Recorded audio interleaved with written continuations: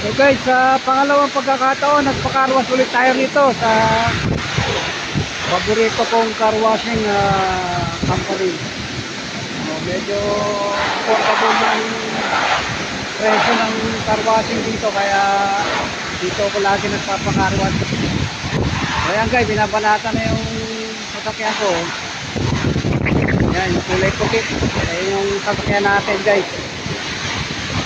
Plate number 2305 PLJ. Yan.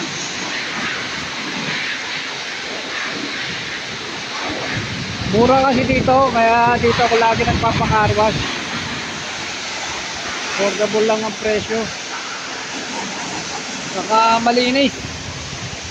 Kaya pag nagpalinis ka kasi rito, sa iba yung bayad sa paglabas lang ang lilinisin. Pagka sinabi mong dakel bara, yung labas at saka loob, iba din ang presyo.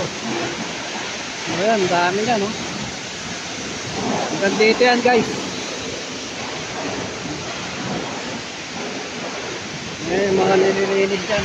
Ito, tapos na to. Tapos na to. So, yun na lang. Susunod na ako dyan. Nalinis na yun sa akin. Siya naman ang pepwesto doon. Para siya naman ang nilinisin sa loob.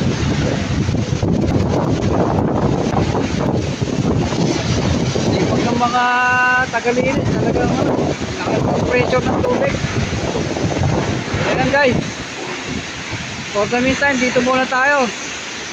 Follow for more. Edros TV.